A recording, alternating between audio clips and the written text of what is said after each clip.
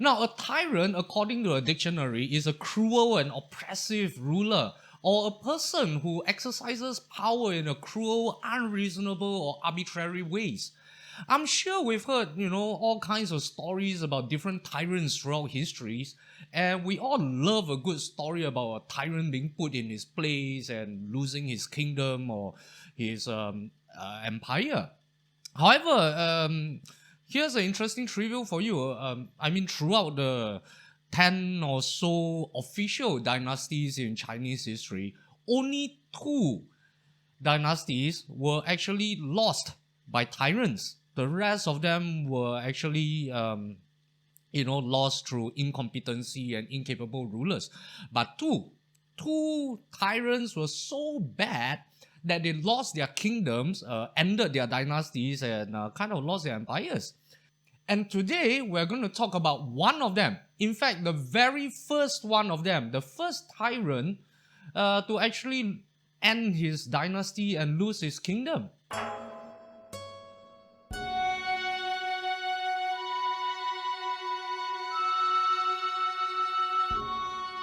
Hello and welcome to the show. My name is Apingo and I am the chain smoking writer. Here, we share the myths, legends and histories of the Chinese people, from the first creation myth to the last imperial dynasty. More than 6,000 years of stories, one video at a time. And if you would like to join us on this journey through time, remember to give a thumb to the video and a sub to the channel. And remember to click on the bell icon to be updated whenever a new video drops. And by the way, new video drops every Tuesday and Friday by 7 p.m. GMT plus 8 or Singapore time. And now, on to the story. Now, the protagonist of today's story is King Jie of the Xia Dynasty. He was the 17th and last king of the Xia Dynasty and can also claim fame to being one of the most infamous tyrants in Chinese history.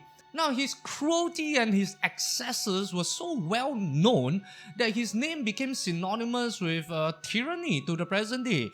Whenever you talk about tyrants in Chinese history, there are only two of them that would always pop up in the conversation, and one of them is King Jie of the Xia Dynasty. The other one is King Zhou.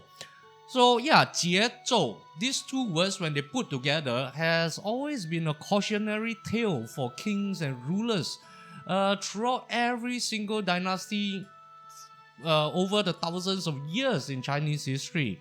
So yeah, that goes to show how bad this fellow was.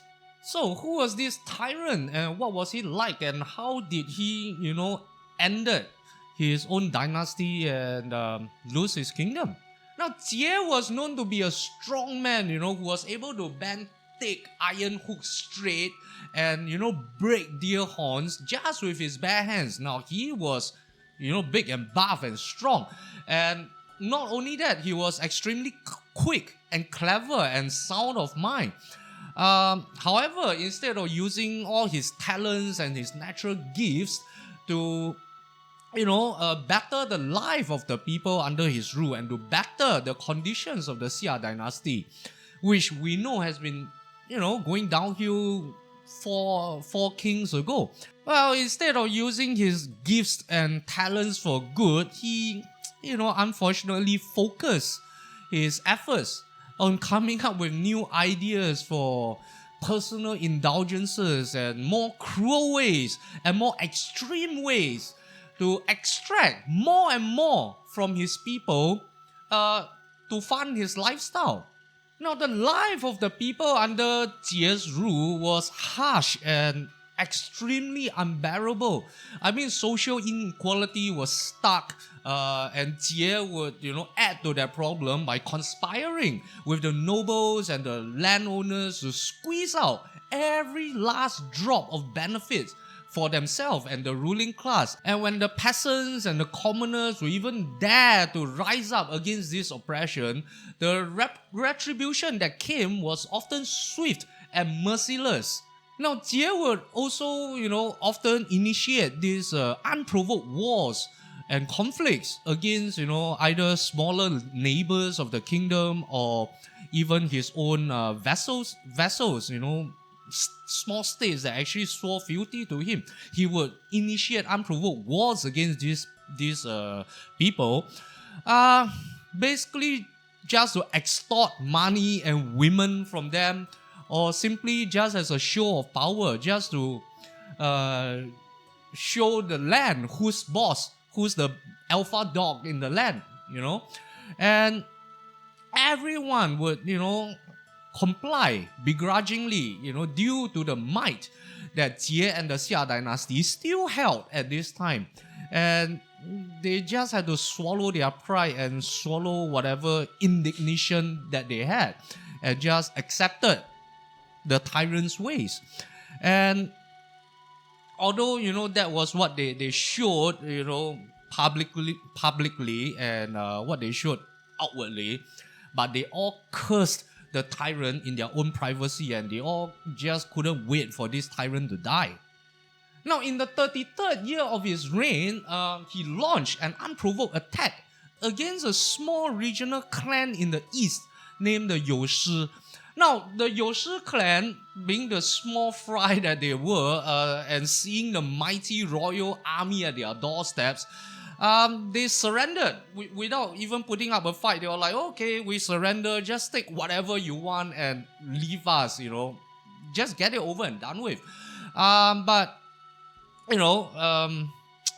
Jie being Jie, a tyrant being a tyrant, he was not satisfied with the bloodless conquest, and he was adamant about massacring the entire clan just because, and the chief of the Youshi clan, knowing that Jie was a lecherous man who loved his women, came up with a plan. He decided to offer up the prettiest girl in the land to the king, as a last-ditch effort to prevent what would be the total annihilation of his people.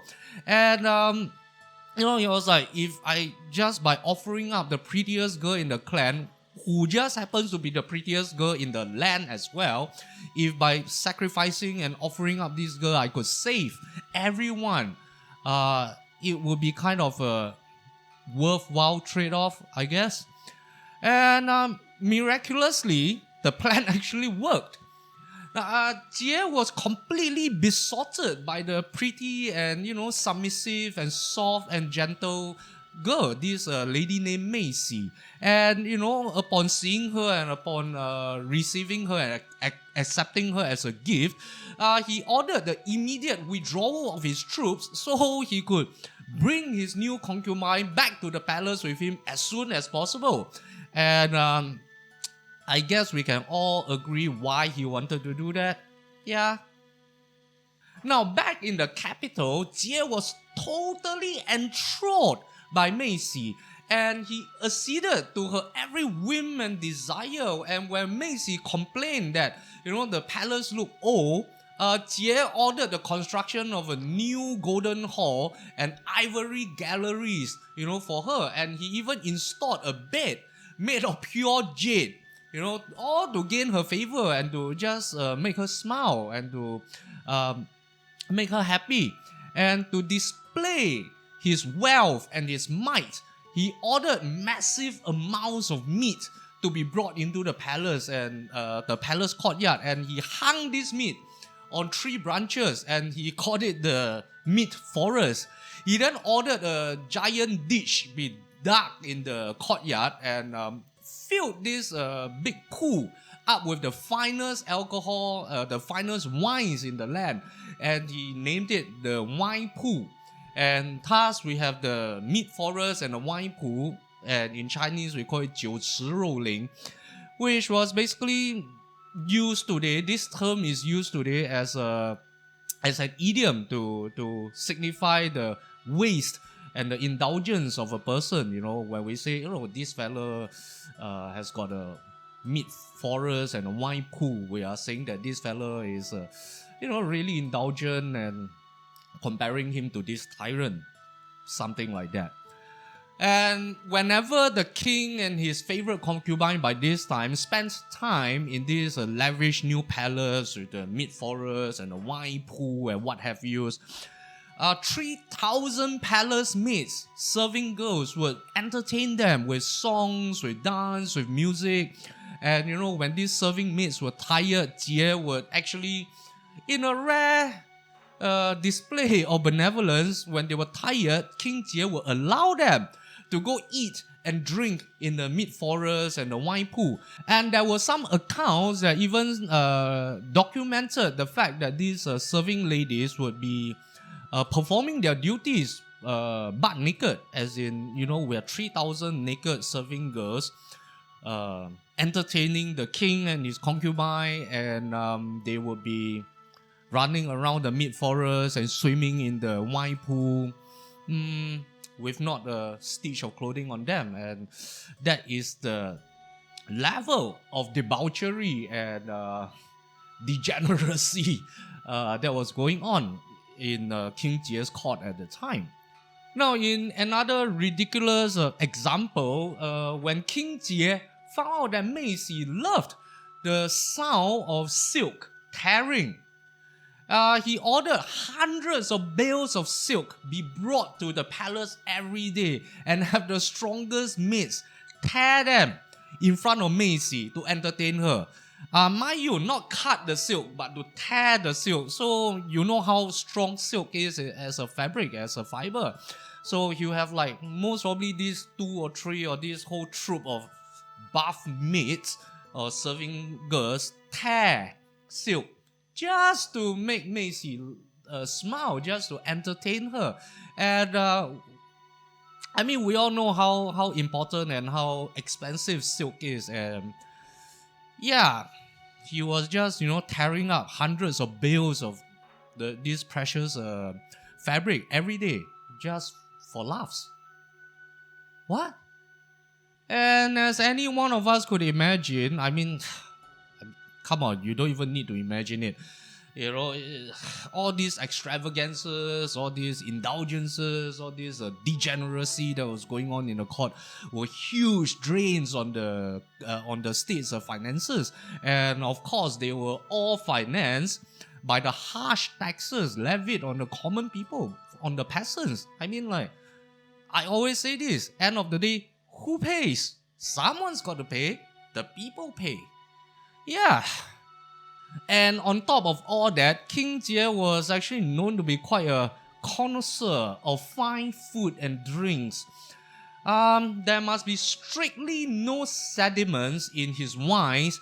And if any of you know anything about brewing or wine making or meat making, you would know that, even with today's technologies, if you homebrew, there will always be sediments due to the lees and the yeast that were being used. Unless you have industrial filtration systems, there will always be sediments in your brews. And this was 1600 BC, and King Jie demanded that there be no sediments whatsoever in his wines. And the various ingredients that were used to cook his meals had to be, procured from specific regions at specific times and seasons. And any deviations from his preferences would usually result in cruel punishments. In fact, I wouldn't say usually, it would definitely result in cruel punishments through the entire command chain for everyone involved in the procurement and the preparation of his meals. And as such, a simple meal prep for the king that would involve hundreds or even thousands of people working tirelessly and endlessly, and all of them under the threat of very possibly losing their lives over the smallest mistakes, or if the king just decided that it's not tasty enough, it's not good enough for his preferences, heads will roll. Now you might think that, okay, this is a ancient Karen entitled little brat tyrant guy that treated his servants and serving maids like cheap dirt. Well, not only that, man. He treated court officials and office holders of the land as his property as well. And he would humiliate them at will and deriding all their honest opinions, and even he would just kill out of spite anyone who even dared to contradict his words or question his ideas. And when he got drunk, which was very often, he had a habit, this nasty habit of riding his ministers like horses around the court. Imagine, a small kid riding on his daddy's back or shoulder playing cowboys and Indians. Yeah, something like that, except that this was a king riding on his office holders, his officials, and, chasing each other around court in the very sacred grounds of the royal court. And this was happening. And the thing is, if any one of them complained, or if any one of them, collapsed from fatigue, remember this, a lot of these officials were actually very old men that had served the court for decades. And if any one of them complained or collapsed from fatigue, they were executed. Now, if you thought that was bad, in his later years, Jie's excesses got even more ludicrous. If it was even possible, it got even worse. And he constructed this giant pool and a palace, and he named the complex the Night Palace. And basically, he held a mass orgy there that lasted for more than a month, totally ignoring the court and every plea from every single minister and official for him to attend to the state. Now, one of these officials that tried to reason with the king, tried to plead with the king for him to attend to matters of states again, was the righteous official Guan Longfeng, whom we discussed a bit about in the last episode about Zhonggu. Now, this was the incident. So, Guan Longfeng basically had reached his breaking point already by this time. He just snapped, He felt that things had, really gone too far for too long, and he decided that, enough is enough, and the king needed to be brought back to his senses. And in his audience with King Jie, miraculously, he got an audience with him in the Night Palace with all the debauchery going on around them. And Guan Longfeng basically just lost it then, and he threw caution to the wind, and he just told the king off right in his face. He was like, since antiquity, your majesty, since antiquity, the benevolent and wise rulers have all been diligent. They love their subjects, they sympathize with their officials, and they led frugal lives. And those are the keys to a stable and prosperous kingdom. Now, your majesty, your indulgent lifestyle, your excesses, and your indiscriminate killings of the innocent people and the loyal officials, now that will only lead to chaos across the realm. You have already lost the support of the people, and you are bringing the kingdom down a route of destruction. Now tell me, knowing Jie as you know him now, by this time, at the type of person he was, what do you think was the result? What do you think happened to Guan Longfeng after, telling off the king this way? Well, of course, Jie was furious, and he ordered the immediate execution of Guan Longfeng. And it was at this time that the royal historian Zhonggu, that we spoke about in the last episode, came out and pleaded with the king for mercy, because Guan Longfeng was just one of the very few loyal and righteous officials left in the court. And he pleaded with the king for mercy. However, Jie would not listen to him, and his words fell on deaf ears. And it was after this incident, after all his pleadings fell on deaf ears, that Zhonggu came to the realization that was, no more hope in this king and in the court and in the dynasty. And that was when his heart really died. And he just waited for the perfect opportunity to defect. And so he packed up his maps and his records, and he packed up all the documents that were, under his custody, and he left the Xia court to join up with the Shang clan in the east. whose leader, Tang, we mentioned in the last episode, was known to be a wise and benevolent ruler of the land. And, because of this defection, the loyal and the righteous no longer serve the Xia court, and only the bootlickers, the sycophants, and the cronies remain. And, the ones that would cater to the king's whims and desires, the ones that would, suggest new ideas to the king for the oppression of the people, and those that would teach the king new tricks that he could use in the bedroom. People like that. And, with people like that serving you, of course, things are just going to go from bad to worse. And because he was only, listening to things that he want to hear, and basically today what we call, living in an echo chamber. Yeah. So by this time, Jie was already living in the most gilded and most extravagant echo chamber you can find. And his ego and his arrogance were so oversized by this time that he declared and proclaimed to the land and basically to the world that him, Jie, having ownership over his subjects and over his people, was as natural as, having the sun in the sky. And only when the sun is destroyed would his reign over the land be ended. Now, this statement, this proclamation angered the land, angered the people so much, when it spread amongst the populace, every man, woman, and child literally pointed at the sun and they cursed the sun viciously. Why don't you just die, son? We would rather perish with you than to live another day under this oppressive rule.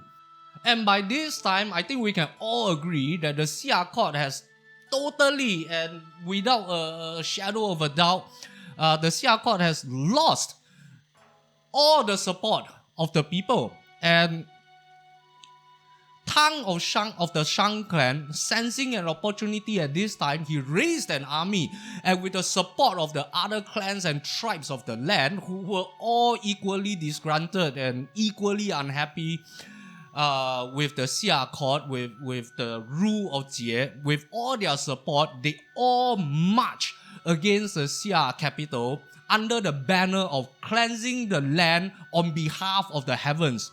Now the people rejoiced and they rose up in support of this rebellion, in support of this military action. And of course, it wouldn't take long before Jie and the Xia forces were comprehensively defeated at this battle known as the Battle of Mingtiao. Now, Jie himself was lucky enough to have been able to escape from the capital when it fell. But, it didn't last long. He died shortly after in this place called Nanchao. And the near 500 years of rule by the Xia Dynasty and the Xia royal household came to an end, and it died together with him. And from the ashes rose the new Shang Dynasty that will rule for the next 500 years. And this, ladies and gentlemen, was circa the year 1600 BC. Well, I hope you enjoyed the story as much as I enjoyed telling it. And as usual, a thumb for the video and a sub for the channel. And click on the bell icon to be notified whenever a new video drops. And if you are considering supporting the channel, and if you can afford to support the channel, the links to the Patreon page is available here and down in the description box below, together with all the links to my other social media sites and platforms. And as usual, I do really look forward to all your comments and your feedback in the comment section. So please leave your comments down there. I do personally go through all your comments, and I do try to answer and respond to all of them if possible. And so as usual, I look forward to your comments, and I look forward to seeing you in the next episode.